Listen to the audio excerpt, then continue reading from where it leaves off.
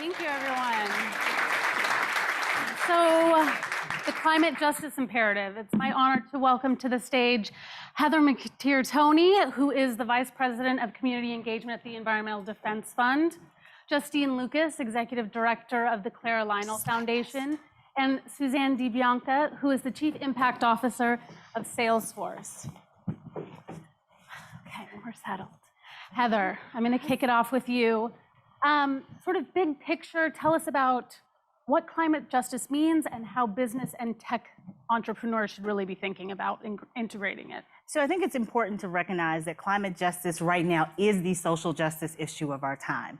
In fact, if you're not really talking and integrating climate justice and environmental justice, you have to question whether or not you're going to be relevant in the next 10 to 15 years. Particularly as the International Panel on Climate Change continues to show us that climate and climate justice is an imperative. The most recent report asked us to look specifically at places like Africa and the Middle East and the Global South in terms of adaptation and resiliency, because these are the places that are most identifying with it. So I think as an organization, certainly at EDF, we recognize that, but also with our partners around the world, recognizing the importance of climate justice and focusing on people is going to be a key to solving the biggest problems of climate change in the future. Excellent. And Justine, I'm going to go to you.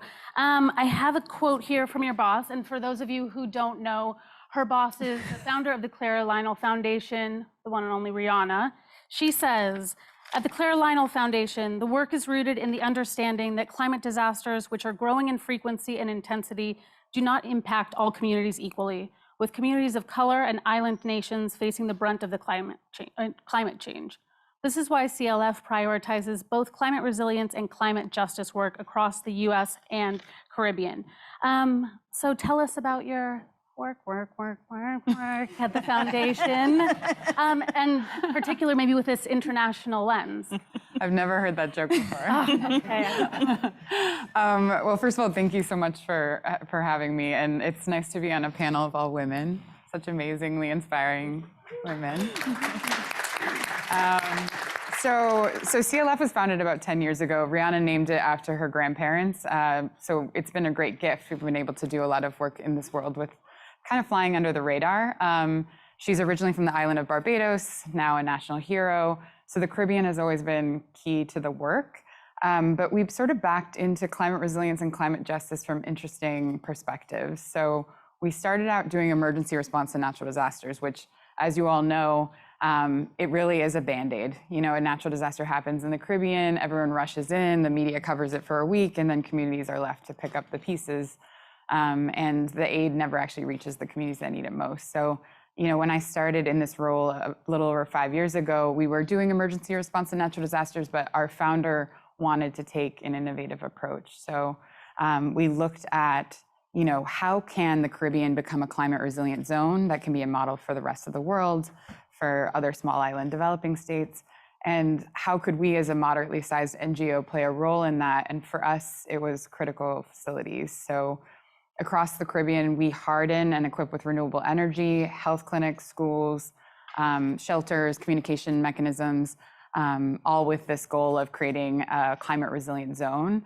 And the climate justice work, you know, our founder has always represented equity in everything she does. And we had worked in funding movements and activists and the racial justice space. We learned from our partners that climate justice was such a priority for them. And because, particularly in the Caribbean, we had all these climate resilience partners, we were working very locally. We learned that the climate justice movement was really firing up in that region. And so we decided through a strategic planning process over the last couple of years to make climate justice a priority for us. And just at the beginning of this year, we announced a grant round of $15 million to 18 organizations across the US and Caribbean, all doing amazing policy work, land back work. We are fueling just these incredible local organizations in the Caribbean that are just, you know, building up their capacity, and just really grateful to be doing this work. And this is in partnership with Jack Dorsey's Start Small? That grant round was. That grant round was. So we usually, we work in partnership with funders. So in that particular grant round was with Start Small. Great.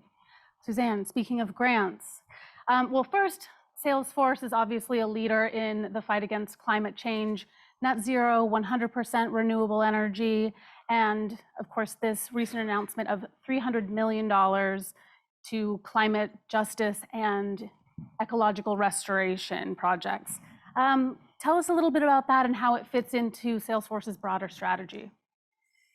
Thank you, and like Justine said, I just want to say thank you for having me, and this has been a great day. I've learned a lot, met some amazing people, and I just realized, the older you get, the more you realize that, how much that you don't know, and I had no idea that Rihanna was from Barbados, and I'm taking my daughter there on Friday for spring break. So That's great. we're gonna have to talk. I don't have a new lens on Barbados and the Caribbean as an interesting pilot for this work.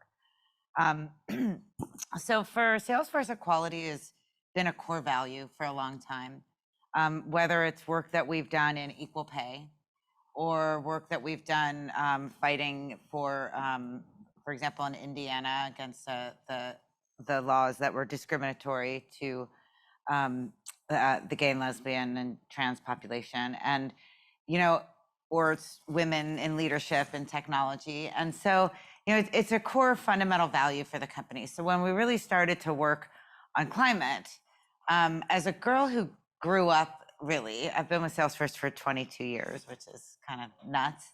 I really grew up in that company. I grew up in technology. And when I transitioned roles 5 years ago to do really a deep dive on climate, I looked around and the rooms looked a lot like tech.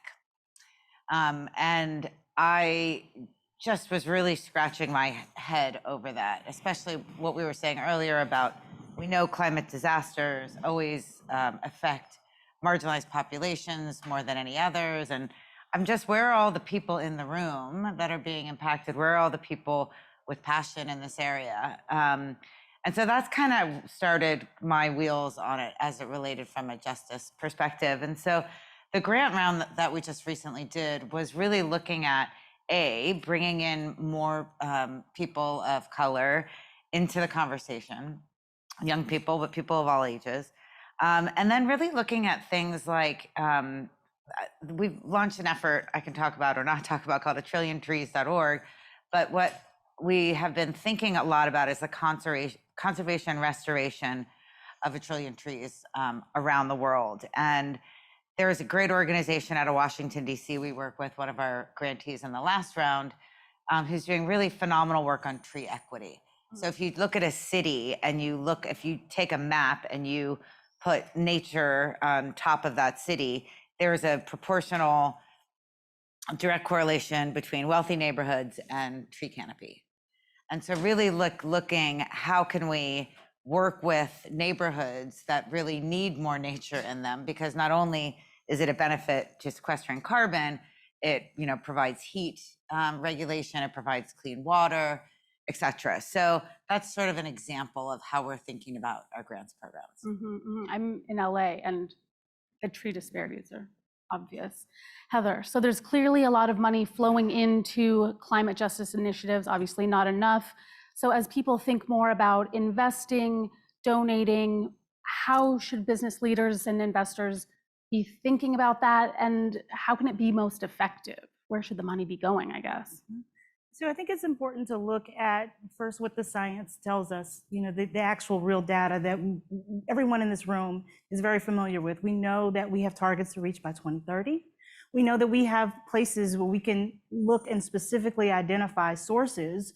For example, methane is one of the places we know where we can cut carbon emissions. And the next step is to look at what are the avenues that we need to deploy in order to make it happen. The United States federal government has released billions of dollars that is in the hands of communities right now today. So how do we empower and leverage that funding to be effective to reduce things like methane and to deploy those resources into communities, the ones that need it the most? So one of the reasons why we're working so closely with mayors, I'm really excited when I'm thrilled about a program that we announced today. We have a partnership with the African American Mayors Association. This is a phenomenal avenue now, because when you think about the top 5 cities in the United States by census, 3 of those top 5 are run by African American mayors: Chicago, New York, and Houston, Texas. All centers of environmental justice, all spaces where there will be an extraordinary amount of funding that is not only released through the federal government, but has the opportunity for innovation.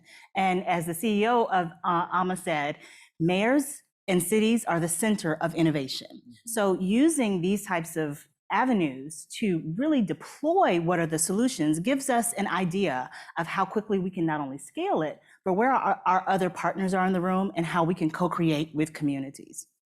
And I'm glad you brought up government, because I would like to talk about policy.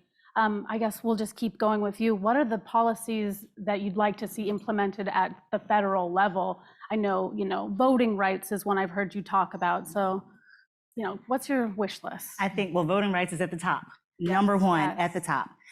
It is so significant that everyone has access to vote. There's a Yale study that was done that showed that Black and brown people are more likely to vote for climate policy than anybody else in the country. But what happens when Black and brown people are kept from voting? Then the people who need to vote to make the policy are not in position, and therefore we lose that chance. When you look at just the numbers, and this is just based upon the numbers that don't change. 2030 is not going to change. It's not going to get any further away. It's not going to get any closer.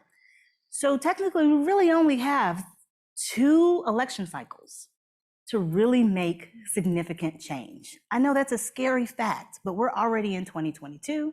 2024 is a presidential year, and 2026. So the people have to be in place in order to change the policy to realize the solutions we want to see by 2030. It's not that long away.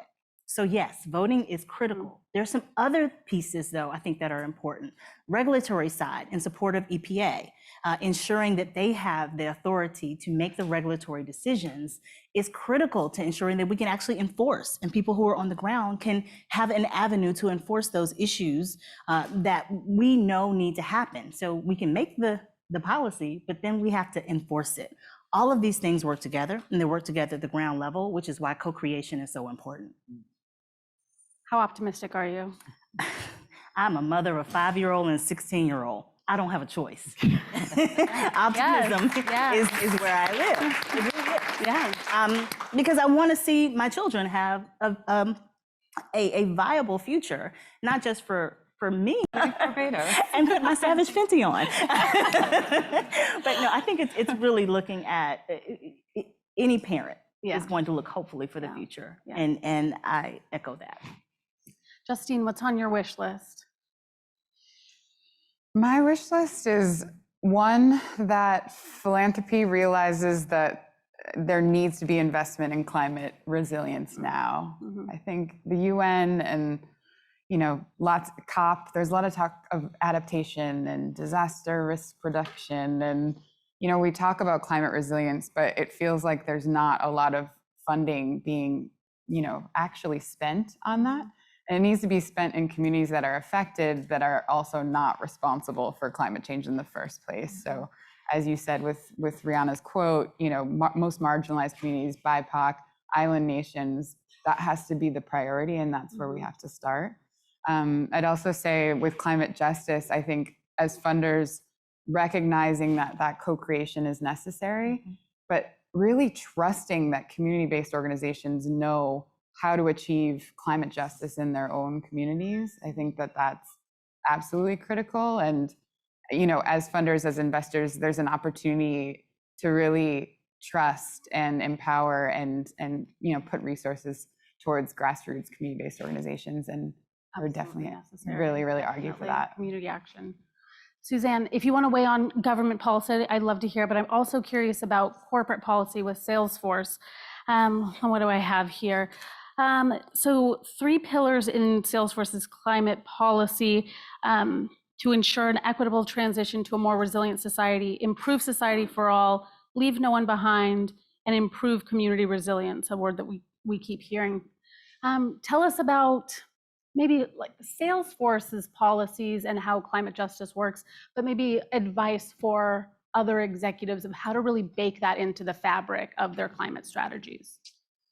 Sure. Well, I think one thing is the fight for regulation. We talked a little bit earlier about the SEC's move earlier in the week, which is I've been really impressed with how the finance and investment community have been driving policy and regulation forward. So, we came out in support of mandated climate disclosure. So did Apple. So I think that that's one role that that a corporate can play from a policy perspective. The second thing that was really impactful we did this year was we put a supplier program in place where we said that within 3 years, over 60% of our suppliers need to have, and over a certain amount, i.e. the big ones in particular, have to have science-based targets or we won't renew our contracts with them. So we've been thinking about what are the kind of levers that we have that can move the needle as a company. And then I guess the last thing I'll just say is, it's not a policy, but it's a value. It's sort of aligned to the philanthropic value. There's just not enough money going into this space, period. And when you're thinking about people to support, and I was so impressed actually with the Techonomy panel on climate tech investing and how diverse it was. And one of the things in my remit is I run a venture fund. And we have 63% women and minority founders, and we will never go below that, even with the law of big numbers. We're very committed to no less than 60%. So we have to think about who we're investing in, whether it's through venture, whether it's through philanthropy, that we're really supporting leaders that have a diverse and robust point of view and businesses. And that leads me to my next question. I'm going to open it up. Please all jump in about collaboration, a key theme of our conference, essential to all of your work. Maybe if you could point to a few examples of what you're excited about in your own work, and then maybe ideas of what kind of innovative collaborations you'd like to see that we need for this action to happen. I can certainly start. I think that the way we think about climate solutions being very intersectional is so powerful. On a community level, on a base level, people are not siloing climate change. They are dealing with climate solutions in the terms of how their kids breathe, whether or not they have asthma, where they have a job, what a green job is actually defined as, the health, their security, their safety. All of these are climate issues. And so our ability now to be very innovative around how we define what a green job is, who a marginalized community is, what they really need, is so important to us being able to quickly scale the solutions that we're talking about. Because we have the best and brightest minds in the room, but it's for naught if people don't embrace it and are not empowered to carry those solutions in their own way. And that's why I think what you're talking about, in both of us, all of us on the stage, why it's so important. It's the intersectionality that I'm very excited about being a part of. And Justine, we've got Dorsey collaboration on one hand, grassroots on the other. What's working? What do you want more of? Yeah, I echo what Heather's saying in that I think we're thinking about intersectionality with everything that we do. And I think a strong example with the climate resilience work is we started with reproductive health clinics in the Caribbean. So that intersection of, it's not just health and climate, but the idea of women's reproductive health, which falls very low to the bottom of priorities after an emergency, and making sure that women have continuous access to those services, I think is a really strong example of us leading with prioritizing that intersectionality. I think too, with the way that we work, we do believe in, bringing funders together. If we're able to vet this amazing group of grantees, why not, co-fund that? Why not bring other people in? Why not increase the impact that we can have by bringing funders together? So I think that that's something that we prioritize. And then on the more community-based level, to echo your thoughts, we're seeing right now the co-creation of the definition of climate justice for the Caribbean. So that's being led really, really locally by a lot of community-based organizations, and we're just listening and learning. But we need to understand how they're defining it before we can even figure out how to best support, even if it is just capacity building. So. And Suzanne, as a big fish, how does Salesforce think about collaboration? Well, we think about collaboration and I think everything we do. And one of the, at least we try to, our best. I think there's no place for competition, only if it makes us better. But I do think that I want to give a shout out to the youth in terms of something that I'm excited about and who we're really, really committed to collaborating deeply with, like listening to. And I'll just say, it's one thing to have sort of a youth on a panel. It's another thing to have them in a boardroom. So we've been thinking a lot about I've been so impressed with the mobilization of young people all around the world. And I think we really need to fund them. We need to invite them into the decisions, not just hear their commitments. So I think the collaboration with young people, like as decision makers, as people you back in this process, as you mentor, they're making so much change, and they're not only shouting, and they should be shouting, but they're really committed to action. And some people are scared, particularly corporates, to work with kind of angry young people. But like we're fired up to do it because I really see real change happening. Right. Questions from the audience? Like a sailor at sea here. Okay. Oh, in the back. Thanks. Amy Christensen, Christensen Global. Just wanted to ask for an example of that youth collaboration. What does that look like for you? Maybe a couple of examples? Sure, yeah. So it's timely because Davos is coming up, the World Economic Forum. And for many years, we've partnered with the local schools in Davos. And we've done all kinds of robotics programs with them. It's interesting. They'd never actually they mostly leave town. And their parents make a lot of money renting out their apartments.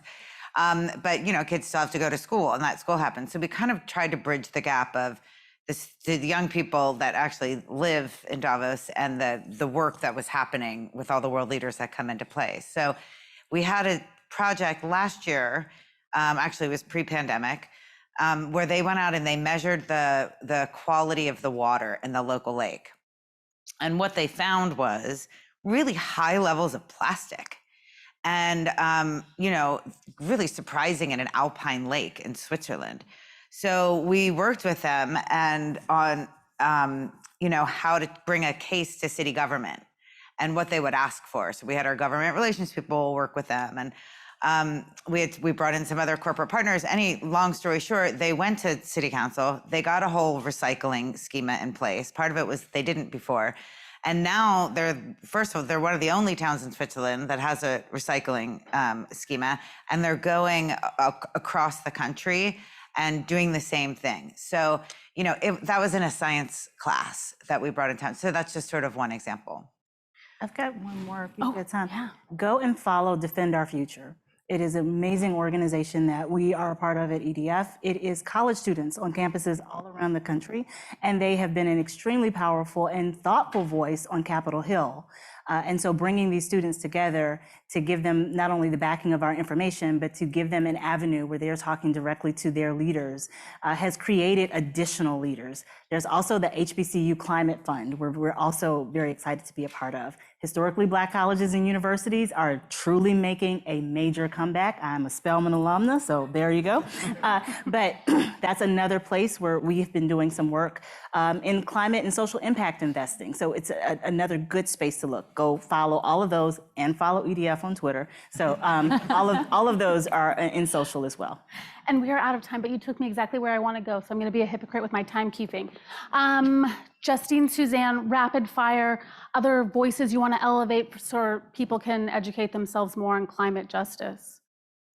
I would say go to our site. The 18 organizations we just funded are all incredible examples. They're big organizations like Movement for Black Lives or the Black Feminist Fund, to small organizations like women climate activist organizations in Jamaica. The whole list and information on them is there. Great. And I'll just do a shout out to Uplink, which is an initiative of the WEF that we stood up with Deloitte. I think he's here and some other folks, but there's incredible entrepreneurs on the Uplink platform, ecopreneurs we call them. There was a challenge that just finished yesterday with entrepreneurs from ecopreneurs from India. And so incredible innovation happening on that platform. Great. Well, thank you so much. A round of applause for our fabulous panel. Thank you. Oh my God.